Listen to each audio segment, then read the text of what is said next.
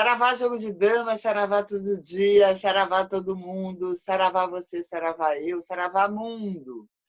É, o Brasil passou a ser um foco de atenção de pessoas que estão preocupadas com esse retrocesso que o mundo vem adotando, né? Retrocesso que a gente diz em termos sociais, em termos políticos, em termos econômicos, em termos de relacionamento, né? De uns tempos para cá, surgiu uma horda, né, de malucos pregando um mundo mais reacionário, um mundo mais conservador, mas isso não de uma forma... Aliás, acho que a palavra conservadora nem cabe aqui, porque não é um conservadorismo clássico como a gente conhece. É uma perseguição, é uma coisa reacionária, é uma coisa que, enfim, o termo se desgastou, mas é fascista. E por isso acabou surgindo, isso deu espaço a surgir vários grupos, vários segmentos se levantando em nome da democracia, que a gente tem os juízes pela democracia, a gente tem advogados pela democracia, professores pela democracia, e hoje a gente vai falar com uma artista plástica paulista, a Mazé Leite, que faz parte do grupo chamado Artistas pela Democracia, que está com uma exposição incrível lá em Paris, denominada, o nome não podia ser mais apropriado do que Brasil em Trânsito. Saravá Mazé, bem-vinda ao Jogo de Damas. Saravá, saravá. Mas conta um pouquinho para a gente a ideia dos Artistas pela Democracia e o que é essa exposição. Na verdade, a exposição ela surgiu como uma oportunidade, né, para trazer nossas pinturas a Paris. E então, para essa galeria em Paris, que é a Galeria Arte Société, e nós estamos aqui desde o dia 4 de outubro, né, quando teve o vernissage, e nós somos 12 artistas do Ateliê Contraponto, em São Paulo, e nós trouxemos para cá um pouco da experiência pessoal de cada um como pessoa e como artista, nessa situação atual, caótica, que a gente vive no Brasil, após a eleição do governo Bolsonaro. Uhum. Conta como é que foi, como é que, para a alma de artista, a gente sabe que todo mundo tem uma sensibilidade, enfim, mas para o artista, em geral, artista, professor, algumas categorias estão sendo mais perseguidas, né, por esse atual governo. Por razões óbvias, né? Ciência, educação e arte estão sendo perseguidas porque são, obviamente, segmentos que mobilizam, são segmentos de sensibilidade, segmentos que atingem e que falam com a modernidade. E, obviamente, eles estão sendo atacados. Queria saber de você, na questão das artes, né? Como é que você está enxergando essa perseguição, né, das artes? Em primeiro lugar, é um horror, né, você ter um Ministério da Educação como o atual, que coloca como inimigo principal, o que parece uma contradição absurda, os estudantes e os professores universitários, né? A política de educação é catastrófica, exatamente jogar no movimento contrário do que a gente imagina que seria a possibilidade de aumentar ainda mais as possibilidades de educação do povo brasileiro em escalas cada vez mais amplas. E eles estão agindo exatamente ao contrário disso.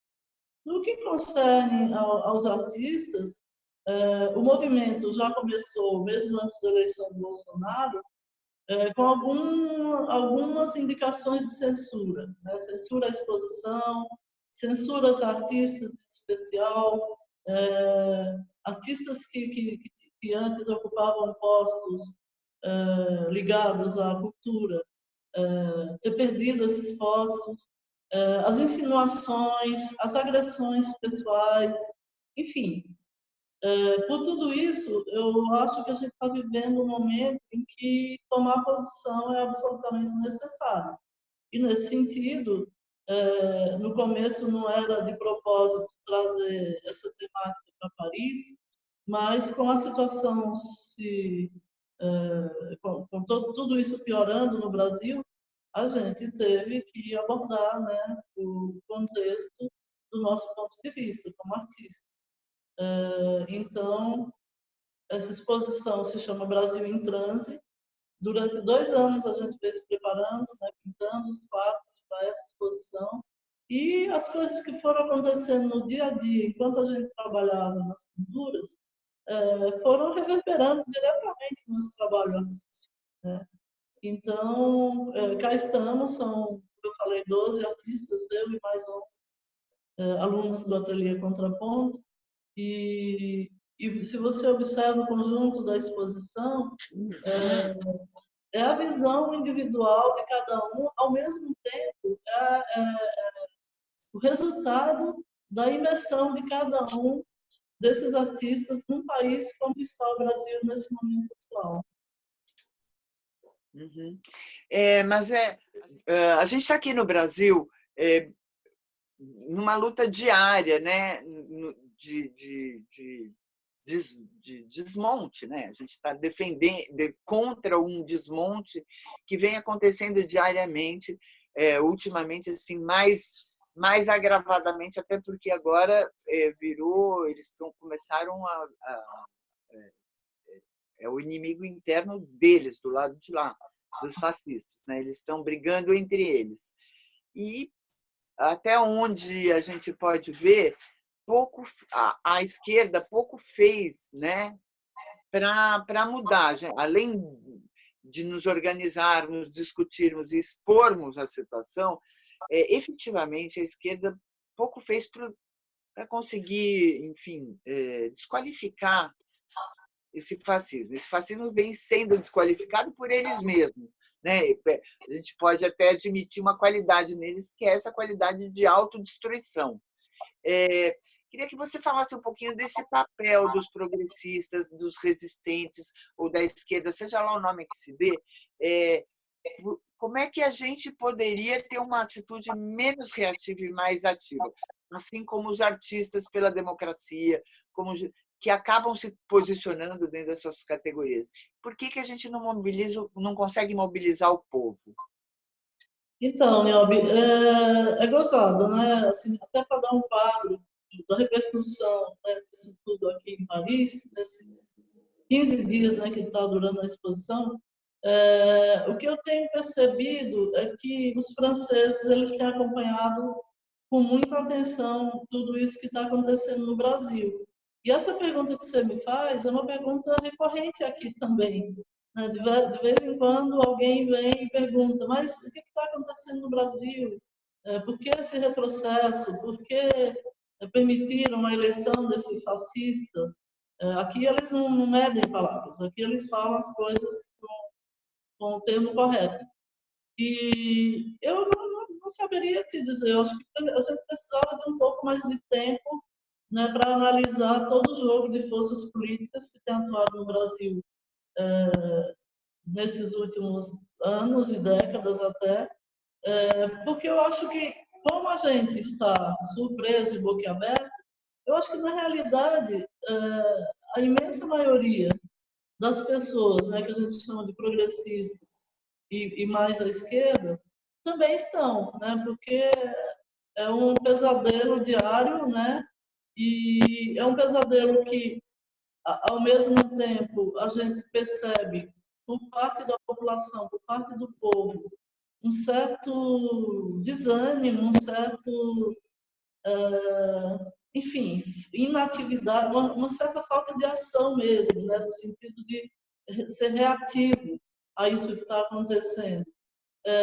Eu acho que o fato de termos quase 13 milhões de desempregados ajuda, né, porque hoje em dia o pobre, ou o trabalhador, ou a classe média que tem o seu emprego, é melhor cuidar do seu emprego para não entrar nessa lista macabra. E então, eu acho que é um conjunto de coisas acontecendo e a esquerda tentando sobreviver e, de alguma forma, reagir a isso. Eu sou de esquerda, né, eu sou comunista, desde sempre, desde que eu tinha 20 anos de idade, desde que eu percebi que esse mundo necessita de pessoas que ousem, né, sonhar um mundo diferente do que é. Do meu lado, do lado dos meus amigos e das pessoas com quem eu milito e com quem eu converso, a gente se sente ainda meio sem saber direito o que rumo tomar, né? Eu sou do tipo de militante de esquerda que acha que o caminho institucional é bom, mas ele não é o único e, em muitos momentos, não é a prioridade, né?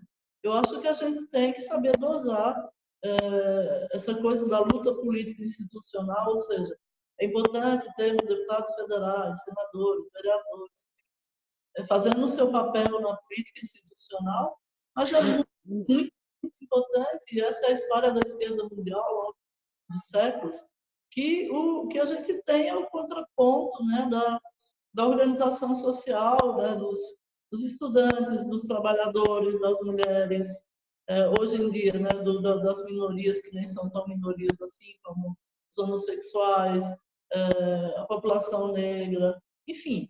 Eu acho que haverá um momento, né? Eu sou otimista, eu acho que haverá um momento em que esse povo todo vai chegar ao limite do suportável dessa situação e tomar uma posição.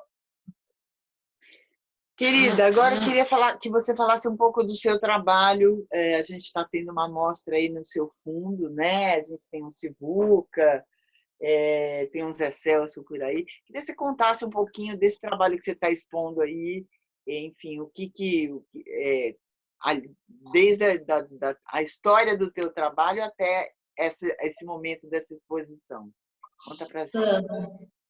Então, eu tenho um ateliê em São Paulo, que se chama Ateliê Contraponto, de arte figurativa. Ele está bem localizado ali na Avenida Angélica, quase na Paulista. E há 6 anos eu dou aula de desenho e pintura. Há uns anos atrás, eu recebi um convite para expor aqui na Galeria Arte Société, através de um amigo, e esse ano esse convite se concretizou. E como eu gosto de fazer as coisas em conjunto, né, em comunidade, eu convidei os alunos da época, que eram 11 alunos, para virem comigo, aproveitar essa oportunidade imensa, né, para um artista brasileiro que é expor seu trabalho em Paris. Né? E, disso tudo, a gente está aqui na galeria, né? Nós trouxemos 33 pinturas, 22 dos alunos e 11 minhas, no bairro do Marais, que é uma região onde a cultura pulsa, aqui em Paris. Nós temos vários museus aqui muito próximos, como o Museu do Louvre, o Centro Pompidou, o Museu Picasso e inúmeras galerias, né, nessa região. Então, a gente realmente se sente muito privilegiado por estar tendo essa visibilidade aqui. E então,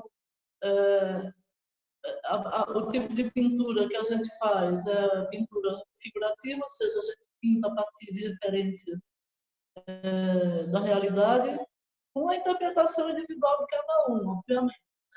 Então, eu sempre digo que, por mais, entre aspas, realista que seja o tipo de pintura que a gente faz, ela não é uma cópia, né? Ela é uma interpretação. Então, a aceitação aqui, né? As pessoas que entram nesses 14 dias, já que dura a exposição, que termina amanhã, e completa os 15 dias, eu tenho ouvido muitos elogios ao nosso trabalho, né?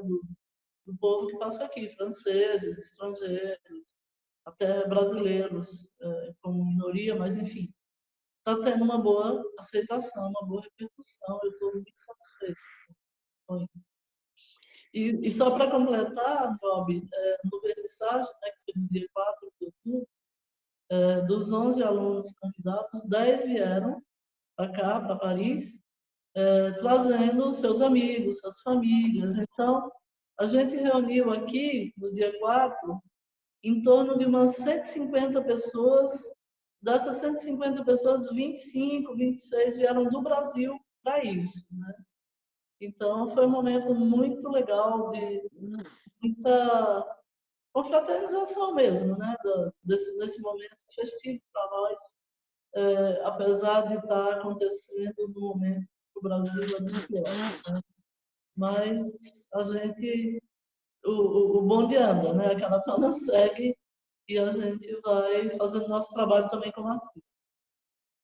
É, você falou uma coisa interessante, que assim, em momentos de crise, né, as pessoas falam, puxa vida, mas a gente está carente de tanta coisa, de educação, de comida, de emprego. Qual o papel da arte nisso, né? Por que a arte é importante? Eu queria que você falasse a tua visão. Tem várias visões, várias pessoas falam sobre a importância da arte, o papel dela, principalmente nos momentos de crise. Queria que você desse um pouquinho a tua visão da importância da arte nesse momento.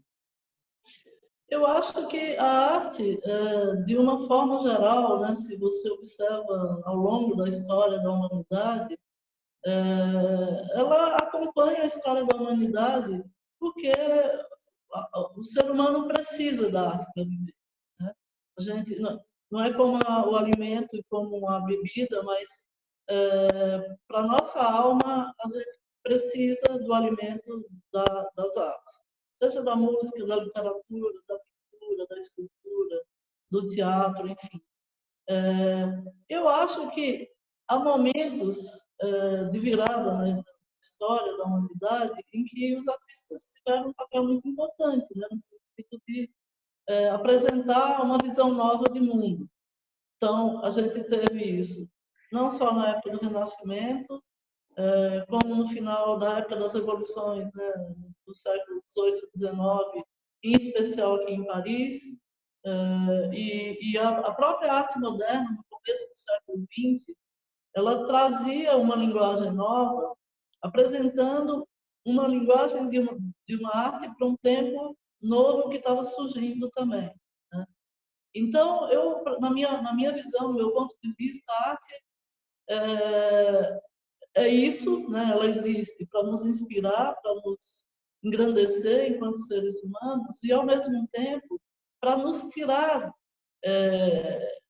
do tal do lugar de conforto, né?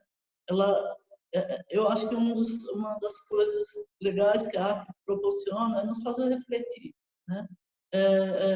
Sei lá, se você está contemplando uma determinada pintura, o que é aquilo que quer te dizer a nível pessoal, mas a nível de membro de uma coletividade, né?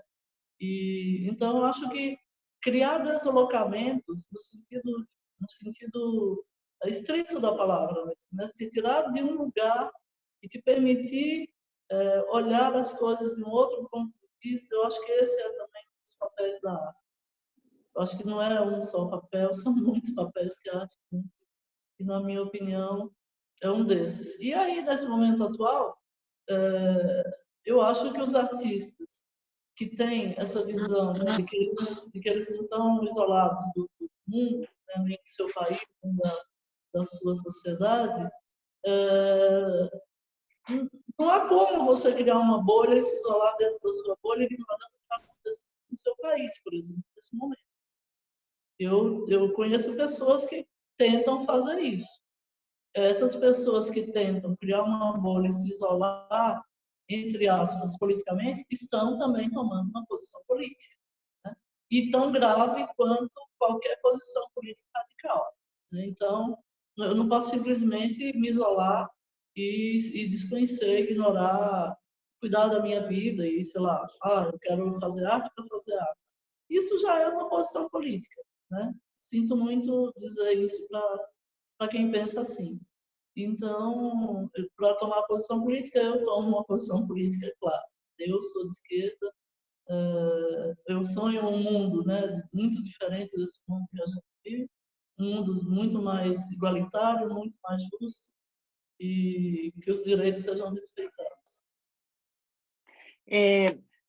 Mas para a gente, né, a gente fica sempre com essa impressão de que o Brasil está isolado, né, numa referência mundial, mas para quem, enfim, se busca informação, a gente sabe que a gente faz parte de um contexto maior, assim, que tem várias manifestações fascistas acontecendo ao redor do mundo. Eu tenho uma pergunta que vai desde aqui do Brasil, mas que eu gostaria que você, no decorrer da sua resposta, expandisse. Você reconhecia esses fascistas antes de toda essa confusão começar a acontecer? Você reconhecia esse tipo de pessoas que a gente está falando de terraplanista, dessa coisa radical, dessas pessoas bizarras, né? Você reconhecia, você via essas pessoas por perto? Então, é muito estranho, né, Niobe, porque ontem mesmo eu estava conversando aqui à tarde com uma pessoa sobre isso. Eu vivi o final da época da ditadura militar e naquele tempo as coisas elas eram vai, o inimigo era muito claro, né? A gente não tinha uma coisa nebulosa como essa que a gente vive hoje. Que eu acho que se aplica exatamente a palavra fascismo por conta disso, porque se antes, por exemplo, se um compositor que criasse uma música, ele precisava enviar a letra da sua música para o censor oficial, que aprovar ou não, e ele podia publicar ou não, divulgar ou não essa música. Hoje em dia, a gente não tem uma coisa muito direcionada. Parece que o seu vizinho já é uma ameaça. E isso é uma das características do fascismo. Eu lembro que uma vez conversando com uma senhora espanhola que viveu na época do fascismo do Franco, na Espanha, ela me descreveu exatamente essa situação. E essa conversa agora já tem 6 anos. Naquela época eu nunca imaginava que isso fosse acontecer tão rapidamente como está acontecendo no Brasil. Ela falava o seguinte: a gente tinha medo do vizinho, a gente tinha medo do conhecido, a gente ia na padaria, tinha medo de quem estava lá, ou na feira, enfim. Hoje em dia, eu moro no bairro de Pinheiros, em São Paulo, um bairro classe média alta, cheio de pessoas que votaram no Bolsonaro, porque essas pessoas passaram a odiar o PT. Né? Cá para nós, foram pessoas que ganharam muito dinheiro na época que o PT estava no governo, mas não gostam de pobre viajando de avião, não gostam que a sua empregada comece a ter direito a receber FGTS. Enfim, um tipo de classe média que a gente conhece muito bem em São Paulo e nas grandes cidades brasileiras, mas enfim, a gente mora em São Paulo. E então é nesse bairro onde eu almoço, onde eu vivo, e a sensação que eu tenho é assim: eu não posso emitir minha opinião de forma clara, porque a senhorinha que está do meu lado da minha mesa pode me agredir, a senhorinha, não é policial como era na época da ditadura. Né? Na época da ditadura, eu me lembro, eu já era do movimento estudantil, eu lembro que a gente falava assim, quando eu juntava 3 de nós publicamente, no bar ou em qualquer lugar, sempre tinha algum agente da inteligência lá, da chamada inteligência, né, de controle da ditadura. Hoje em dia, isso não existe. Hoje em dia pode ser qualquer um. Né? Você pode ser agredido por qualquer pessoa.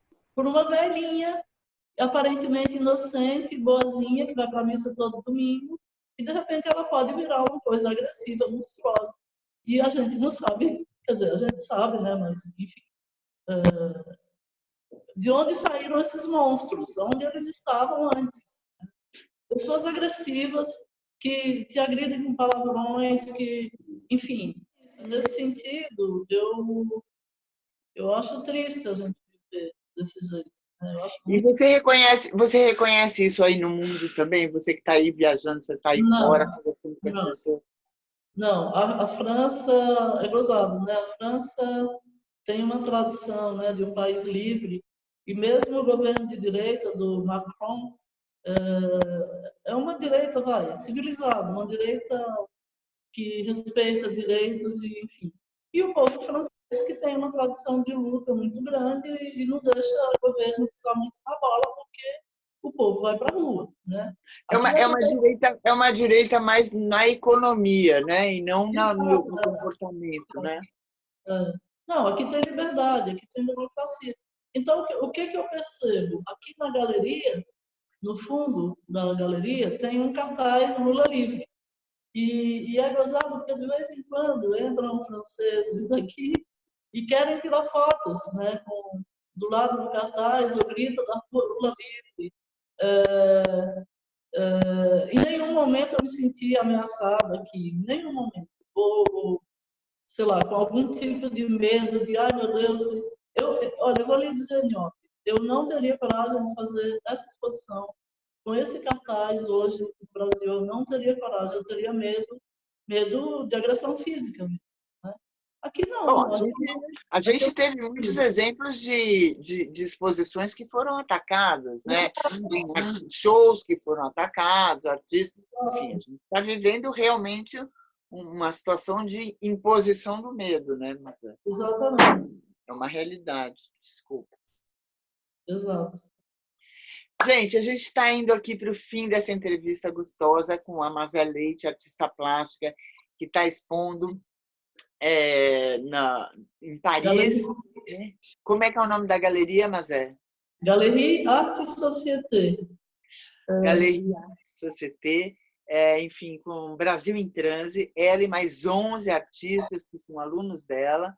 Enfim, é mais uma voz do Brasil, né, que está ecoando agora, né? Exatamente. Podemos usar, né, a voz do Brasil, nesse caso, é uma voz do Brasil que está ecoando aí fora, tanto levando, né, as nossas belezas, quanto ouvindo, né, o que a gente precisa estar ouvindo nesse momento tão sensível. Mas queria que você deixasse aqui tuas palavras e já te agradecer sua presença, a tua colaboração aqui no Jogo de Damas JDD, e te convidar para voltar, mas eu queria que você deixasse as palavras finais aqui.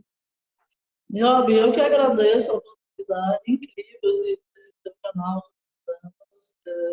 Muito bom conversar com você e saber, né, que tem esse tipo de trabalho sendo feito, né? Assim como tem aqui em Paris. O Comitê Lula Livre aqui de Paris tem tido contato com a gente, e foi através deles até, né, que a gente se conheceu. Então, eu agradeço muito a você, muito mesmo, e a elas, né, essa rede de amigas, né, de brasileiros que estão na resistência, né, nessa resistência que precisa. Então, muito obrigada, foi uma conversa muito mesmo, agradável, ao mesmo tempo profunda, né, porque você levantou questões interessantes. E, enfim, logo, logo estaremos de volta ao Brasil e podemos marcar outras conversas, pessoalmente, por exemplo. Será um grande prazer. Você lembrou bem, queria agradecer ao Comitê Lula Livre, principalmente a Rebeca, que já esteve aqui com a gente, foi ela que nos aproximou da Mazé e da exposição. Enfim, gente, não deixa de assinar, não deixa de acompanhar o canal Jogo de Damas JDD, tanto aqui no YouTube quanto no Facebook. A gente está sempre buscando trazer opiniões, palavras, manifestações, coisas que estão acontecendo por aí. E, de novo, Mazé, você estando aqui em São Paulo, eu vou lá te visitar no teu ateliê, tá bom? Tá ótimo. Lula livre e saravá. Saravá. Un pas, une pierre, un chemin qui chemine, un reste de racines. C'est un peu solitaire, c'est un éclat de verre, c'est la vie, le soleil, c'est la mort, le sommeil, c'est un piège entrouvert, un arbre millénaire, un nœud dans le bois, c'est un chien qui aboie, c'est un oiseau dans l'air, c'est un tronc qui pourrit, c'est la neige qui fond, le mystère profond, la promesse de vie. C'est le souffle du vent au sommet des collines. C'est une vieille ruine, le vide, le néant. C'est la pie qui chacasse, c'est l'averse qui verse des torrents d'allégresse. Ce sont les eaux de Mars, c'est le pied qui avance, ça passe sur